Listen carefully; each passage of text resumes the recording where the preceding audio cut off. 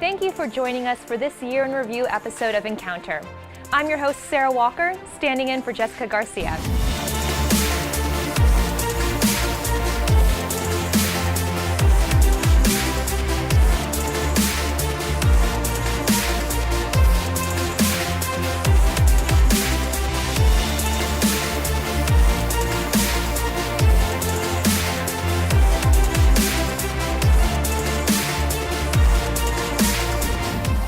Earlier in the year, we traveled to Auburndale to learn about this almost hidden historic wedding venue, once a thriving bed and breakfast. This quaint place has a history that starts during the Great Depression. Although the new owners have faced challenges, it has become a very beautiful restored site. Let's re-encounter Town Manor. Town Manor has been here since 1933. It's a family estate. It was originally founded by Roy J. Straw in the early 1930s. He built this place in the height of the Depression. So many people in the Polk County area received jobs and kept busy during a very tough time in this area by working here and helping build this estate. And Roy went all over the world and found different elements from the hardwood floors to the Austrian crystal and put this place together. He was a businessman in Lakeland, and his doctor said, "You're in failing health, you need to move out of the city," which was Lakeland at the time, and move to the country. And there was a whole lot of nothing out here back in the 1930s. There was a lot of swamps, lakefront property that no one wanted because it wasn't as valuable as the orange groves. And so he decided to build his estate here, and it was at one time many more acres. It was like 65 acres at when it was first built.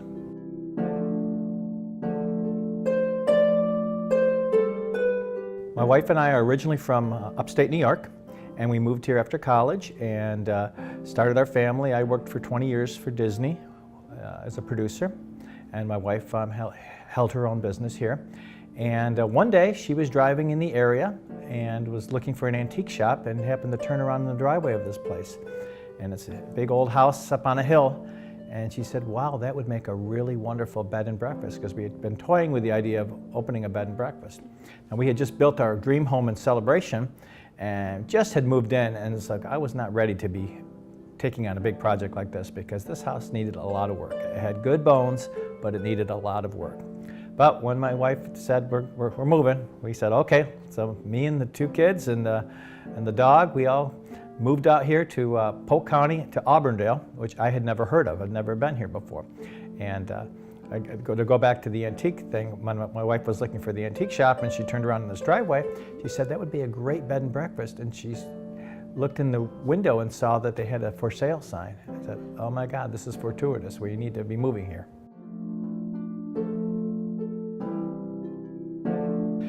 So we had bought this property in 2001, the late summer of 2001, and decided to open it as a bed and breakfast. We raised our two children here at Town Manor, and that was sure an experience, having two small children running around while you're trying to host people that are looking to get away and relax and a little R&R. So they grew up in the business, and they're kind of in it still. Our son and daughter, though they don't live here locally, when they do come home, we put them to work.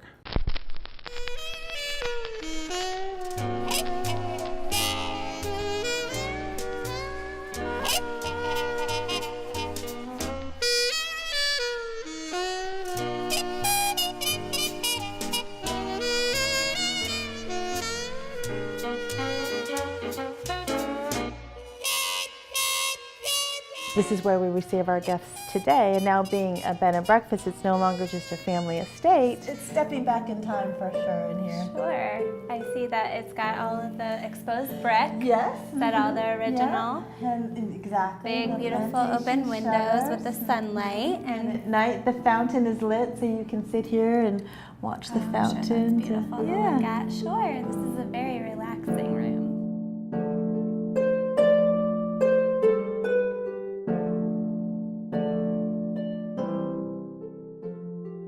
About a month after we bought the property and opened it, 911 came, and the whole hospitality business completely shut down. So those were tough times for us, as well as certainly for the country, and we had to decide how are we going to sustain ourselves as a bed and breakfast when basically all of the hospitality industry is in a real tough spot.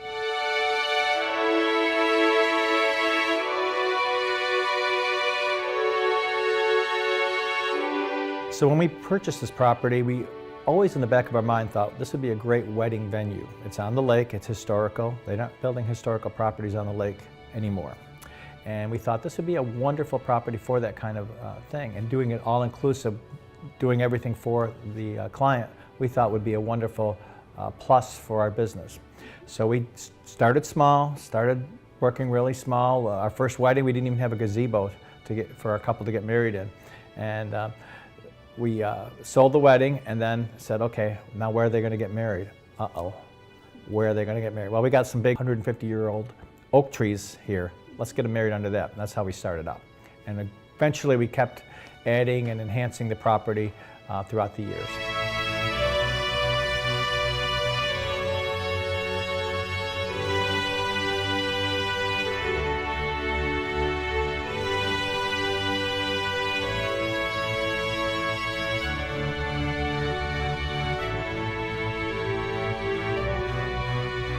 Well, Town Manor is a historical, award-winning wedding venue. We are rated in the top 1% of the United States for intimate weddings. And we're recognized by the Knot and Wedding Wire. And it's because of a lot of hard work and a great team of people that come together and perform these weddings for our guests. In our next encounter, we went to another very special historic site near Bartow called the L.B. Brown Home.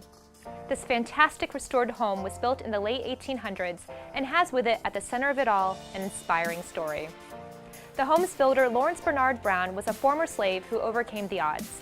As an entrepreneur, a landlord, a Bible salesman, umbrella repairman, and an overall influential man in the community, L.B. Brown's story is told to many visitors that come every year by curator Mr. Clifton Lewis. The house is listed on the National Register of Historic Places and may be the only one of its kind in Florida, still in existence, that was built and owned by a former slave.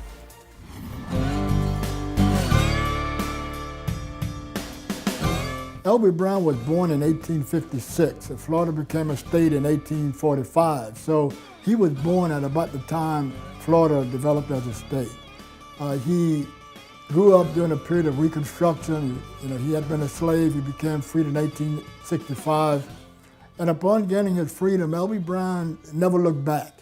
He started to achieve. He never went to school a day in his life, so he was not formally educated, and yet he learned how to read and write very, very well. So that enabled him to be very successful in business. He moved to Bartow perhaps in the late 1880s, and Bartow became an incorporated town in 1882. So again, just as his birth coincided pretty close to the Florida becoming a state, he moved to Bartow by the time Bartow became an incorporated city in Polk County. And he built this house in 1892. And those were the early years of Bartow's development, and the house is a very significant one. So clearly, building this house would have added significantly to the development of Bartow, the early years. He built a lot of rental houses because there were workers here in the mine, workers working in the railroad, who would not have had places to live. They may have been living in tents, we're not certain, but they needed homes. So L.B. Brown started building houses.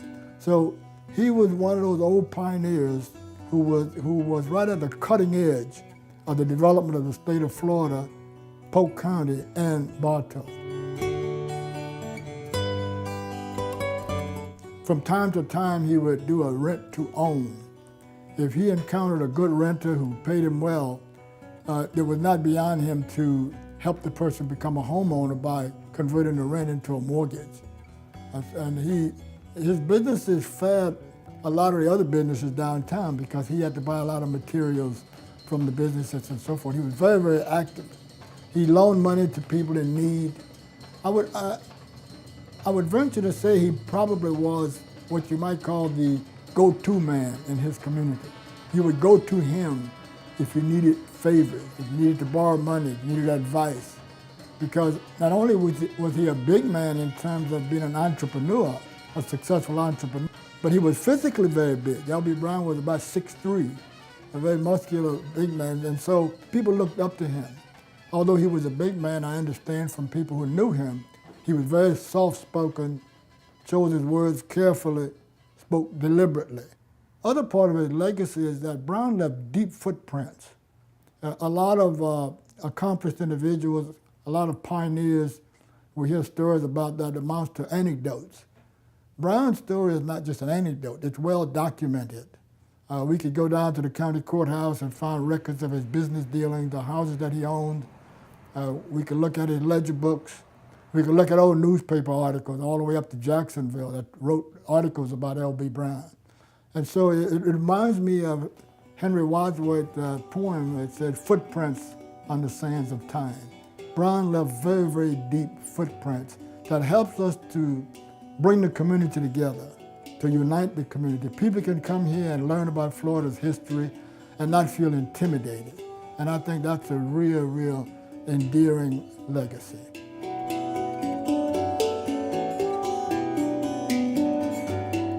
These are some of L.B. Brown's canceled checks. We probably have a couple of hundreds of these. These are just a sample of some of the canceled checks dating back to the early 1900s, 1905, 1903, and so forth. It was very unusual for the old pioneers to have money in the bank, and yet L.B. Brown did have money in the bank. In fact, he had money in 2 of Bartow's banks in the early 1900s. These documents, or some of L.B. Brown, or the remnants of a few of his ledger books. Brown kept very detailed records of not only his business dealings, but as well as his social and church activities. This is very, very fragile. Some of the entries date back to the 1890s, 1880s. Again, Brown left very, very deep footprints, and his details some of his business and other dealings. You could also see the beautiful handwriting that he had way back then. We do not normally handle these documents because they're so fragile. We have working documents. However, we do make them available to historians who might want to look through them.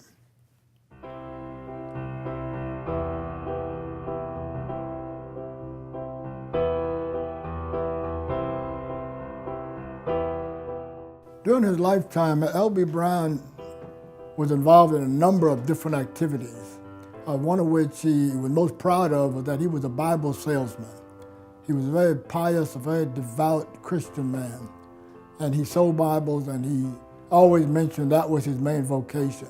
However, he also dug wells. L.B. Brown repaired umbrellas. He silvered mirrors. The story of L.B. Brown can truly inspire those that listen to the whispers of history. His legacy lives on through this home. Next, we take another historic trip just outside of Bartow to the Homeland Heritage Park. Polk County Parks and Rec manages this site by keeping it active with yearly family, school, and event tours. All are welcome to explore the area. Some of the buildings are listed on the National Register of Historic Places.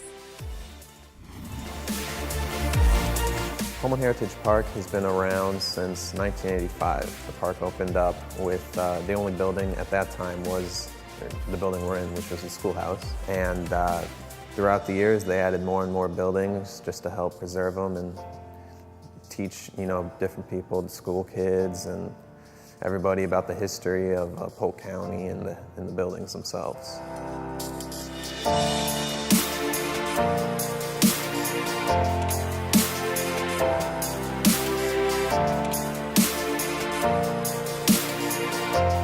The school was originally built and opened up in 1878. At this time, it was about a mile west of this location. A year later, in 1879, they relocated it to where it currently sits today.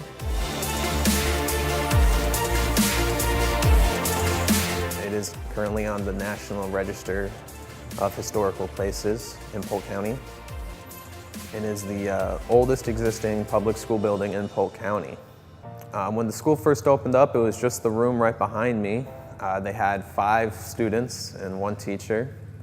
It quickly grew, and it became the largest school in Polk County in 1888. At this time, it had around 75 students and it was known as Miss Swearengen's Homeland School. She was the teacher at the time. They taught basic reading, writing, and your basic arithmetic, just things to help the children learn how to farm and read like the Bible and take journals and things like that. Homeland was a big farming community, and because of this, that's why they learned, basic arithmetic, to learn how to count and learn how much they should plan each year and things like that.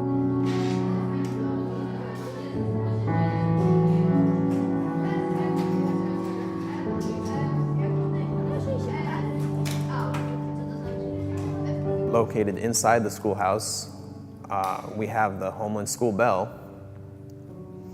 This bell is the original school bell to the schoolhouse.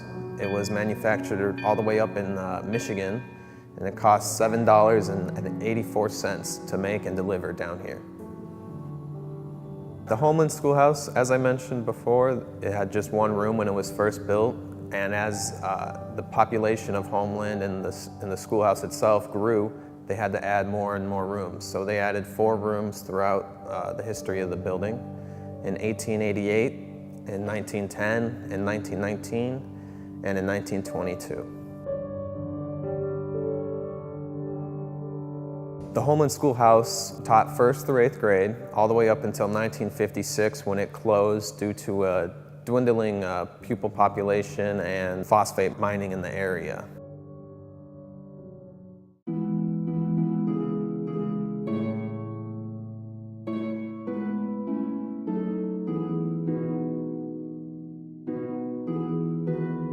This church was built all the way back in 1887, and it took them 2 years to make. It cost the community around $2,000 to build. The community had to gather funds together, and they had to purchase things such as the stained glass windows and the 2,000-pound bronze bell, both of which are still in the church today.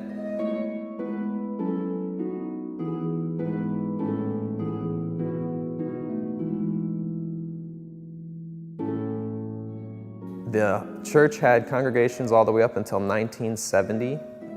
A year after the park opened, in 1986, the Homeland Methodist Church was brought onto the park.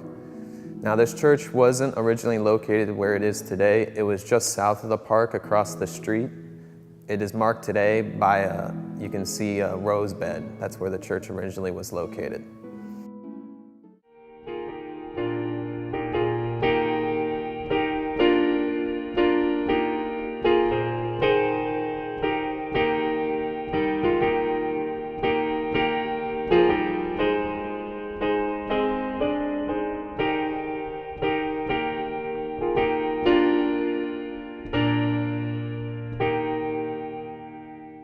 In 1946, the Homeland Methodist Church, the steeple out front was actually knocked over due to a hurricane.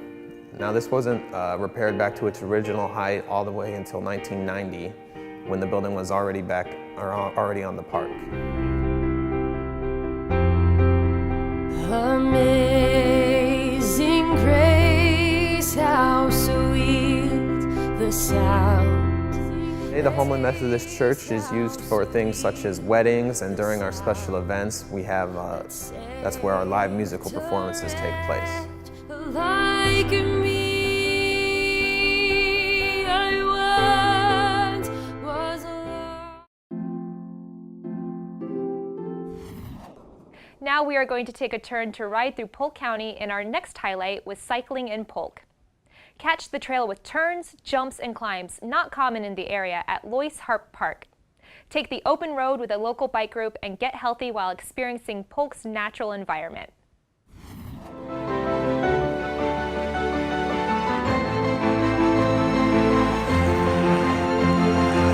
Cycling in Polk County is a strong market, strong activity. It's a strong community, and that's something that's very social. It's something that's obviously very healthy. So we have a very vibrant community with a lot of excellent facilities to ride, whether it's road riding or casual riding or mountain bike riding. Polk County really kind of offers all of what we need. There's always a road ride going on, it seems like. We have plenty of trails. Of course, perfect weather too.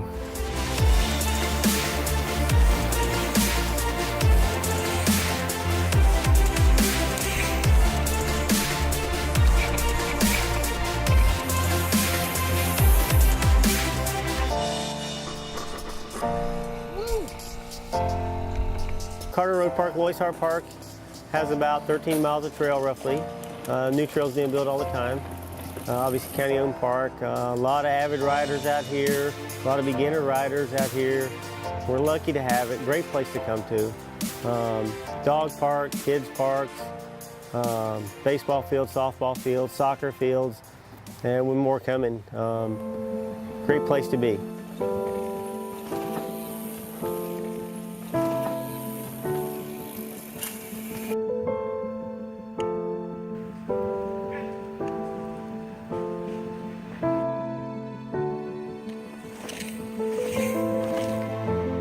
Definitely would need a mountain bike or an off-road type bike with fatter tires. It does get sandy, you get leafy. You need as much traction as possible and control. Beginner riders, of course, we gladly bring them out and show them the ropes.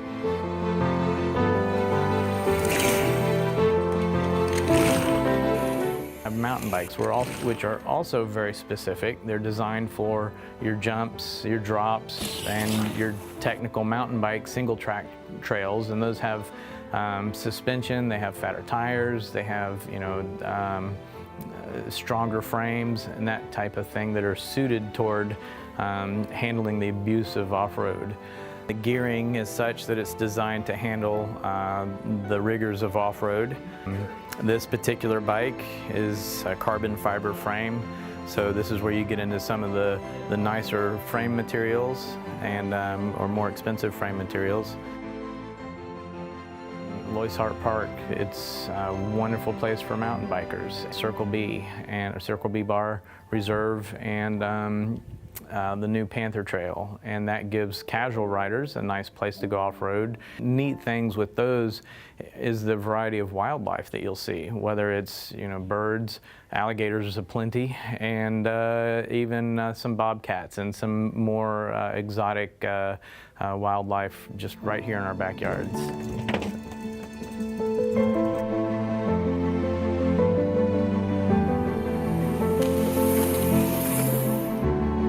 Probably more road biking than mountain biking, but seems like there's always an event or a group ride going on almost on a daily basis.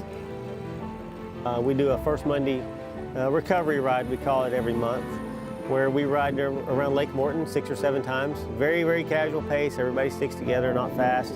Then we go back to the shop for food and drinks, or we go downtown for food and drinks. We have the last Wednesday of the month, we have a women-only ride, which they decide where to go, and they ride for about 45 minutes to an hour, and then usually come back to the shop for snacks. There's group rides, group mountain bike rides. We get together, and no schedule, just when everybody can. But yeah, we try to stay active in the community a lot. When you look around, you see a lot of the newer roads being built with bike lanes. That's a huge thing. For riders who aren't comfortable riding on public roads, we have facilities like the Van Fleet Trail, the Tico Trail, the Fort Fraser Trail. Those are also very well utilized and very attractive. Obviously a lot of bike paths around town. Lakeland's a bike-friendly city.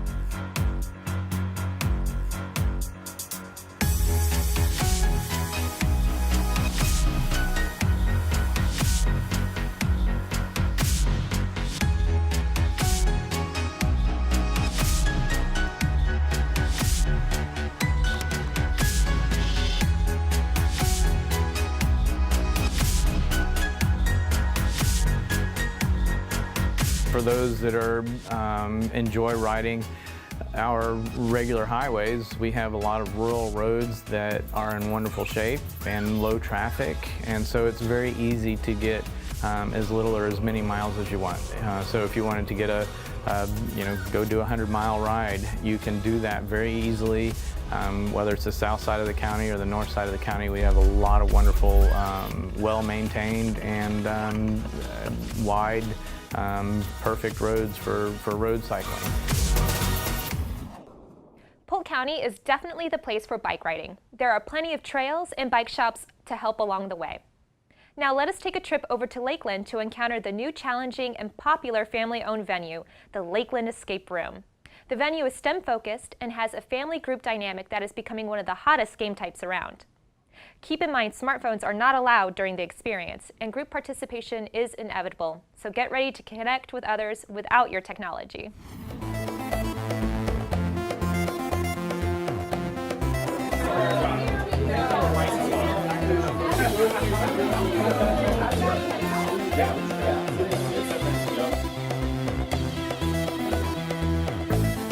There's a lot of the STEM philosophy behind escape rooms. It stands for science, technology, engineering, and math. Are the different levels that we touch on here at Lakeland Escape Room. It's an entertainment venue, and pretty much the gist of the whole thing is you pick a theme, which we have 3 different themes here at Lakeland Escape Room. We have the asylum, the cinema, and the speakeasy. And you and up to 7 other people, so 8 people in a room max. They have to work together and solve puzzles, find clues, just different tasks throughout the hour to try to escape that room. We got out with 7 minutes to go.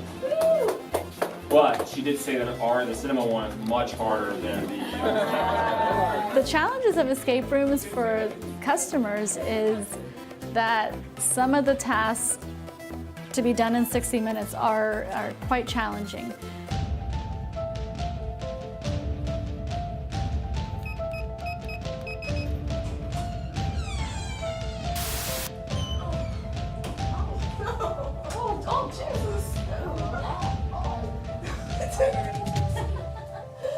All right, so this is the asylum. The asylum can be less or more scary depending on what the customer wants. We can tailor the level of intensity in terms of the fear factor. But the clues themselves and the puzzles will always be the same in that room. It's just we can alter certain things. So you guys are all reporters, and you are here because you want to write a story on the asylum. The only thing is that while you're here, the phone rings, and the nurse comes in and tells you that the phone is for you. So you go and you answer the phone, and you realize that it's your boss. And your boss says, you need to get out of the asylum. The problem there are not the patients, it's the doctor. So the last reporter that was here never wrote his story, and now you're starting to understand why maybe that reporter is still here. So you have 60 minutes while the doctor is out to lunch to find your reporter friend and hopefully escape the asylum within 60 minutes.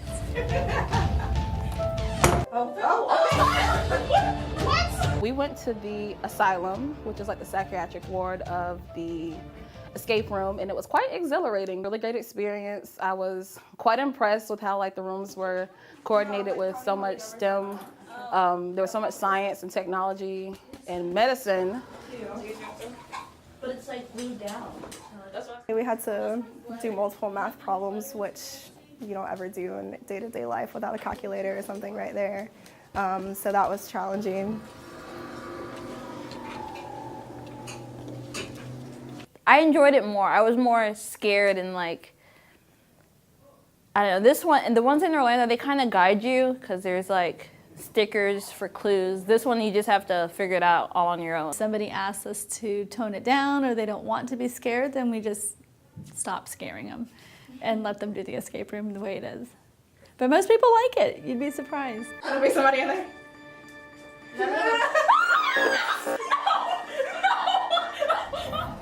Thanks for joining us in re-encountering the rich historical places, taking a bike ride around Polk County, and the variety of family entertainment.